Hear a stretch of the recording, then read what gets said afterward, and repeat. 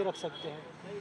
वो रखने के बावजूद जब घर से निकले तो मेरी माँ ने मुझे यही बोला था कि बेटा बहन बेटियों की लड़ाई लड़ने के लिए जा रहे हो, कभी पीछे मत हट जाना। लेकिन आपको लगता है आप लोग वो लड़ाई हार गए?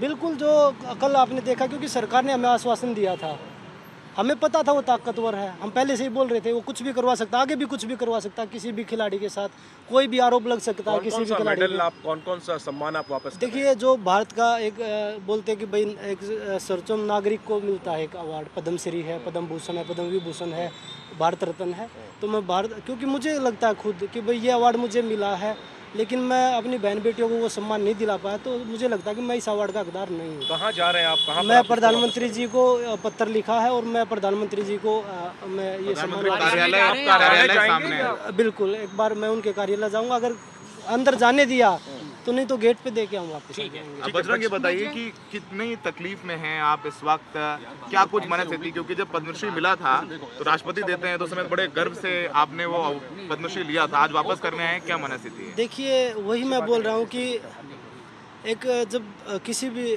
भारत के नागरिक को ये सम्मान मिलता है तो बड़े गर्व के साथ वो उसको एक्सेप्ट करते हैं और पूरा देश उस पर खुशी मनाता है। लेकिन मुझे नहीं लगता, आज हमारा समाज पता नहीं किस तरफ जा रहा है, जातिवाद में, मुझे नहीं पता, क्योंकि हम राजनीति नहीं करते और ना राजनीति आगे करेंगे कभी, हम खिलाड़ी हैं। लेकिन लोग पता नहीं किस मानसिकता के हो गए कि भाई हमारे प्रोटेस्ट को ब्रजभूषण ने जिस रूप में पेश करना चाहा उसी रूप में लोग भी एक्सेप्ट करने लग गए कि भाई हाँ जातिवाद है ये तो। लेकिन ना इसमें हमने पहले बोला कि ना इसमें कोई जाति थी, खिलाड़ी की कोई जाति नहीं होती, हम एक साथ बैठ के खाना खाते हैं, ना हमारा कोई धर्म है।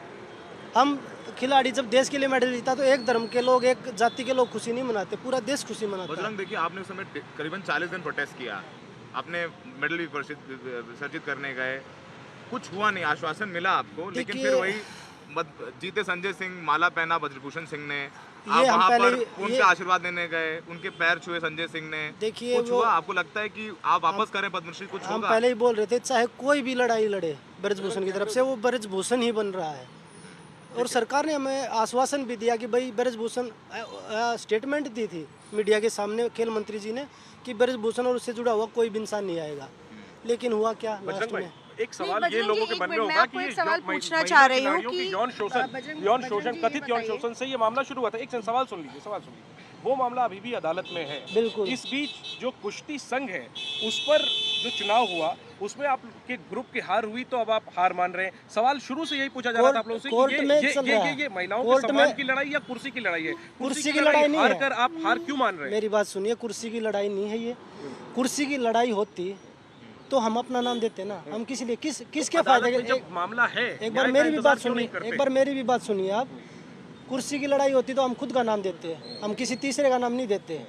अगर कुर्सी, फिर हम गेम क्यों करते हैं अगर कुर्सी की लड़ाई होती है? और दूसरी चीज़, जब हमें ये पता है, स्टार्टिंग में जब लड़की आई खेल मंत्री जी के सामने 20 लड़कियों ने 19 लड़कियों ने बयान दिए थे, आज कितनी लड़कियां बची हमारे पास? 6, क्योंकि उनके ऊपर इतना दबाव प्रेशर बना दिया है। तो अगर ब्रजभूषण दोबारा आ गया तो वो 6 की 6 भी चली जाएंगे। ठीक है भैया, ऐसा नहीं हो पाया कि जिस तरीके से चुनाव थे, क्या वो निष्पक्ष तरीके से नहीं हो पाया? इसका इस बार जानते थे, हमें पता था। कार्यालय जा रहे हैं। बजरंग जी, एक ये बता दीजिए कि अब आप मेडल रिटर्न कर रहे हैं अपने, लेकिन आप क्या करने वाले हैं? सबसे बड़ा मेरे पास आप क्या करने वाले हैं? मैं वही तो, लेकिन उसके बाद कुछ नहीं, मैं अपने घर जाऊंगा, उसके बाद कुछ नहीं, मैं अपने घर जाऊंगा शांति से। बजरंग भाई, बस एक और सवाल आपसे यही पूछना चाहते हैं, आप उन लोगों से क्या बोलना चाहेंगे? बजरंग जी, आप उन लोगों से क्या बोलना चाहेंगे जो आज भी आप पे आरोप लगा रहे हैं कि आप राजनीति कर रहे हैं? उनको क्या बोलना चाहेंगे? मैं वही बोलना चाहूँगा कि ये समय राजनीति का नहीं है। अगर आपके घर की कोई बहन बेटी होती है ना, जब पता लगता कि भाई आप, मेरा कोई निजी स्वार्थ नहीं है इसमें, मैं एक्टिव खिलाड़ी होकर अपने कैरियर को दांव पे लगा के बेटियों के लिए लड़ा था। हमारे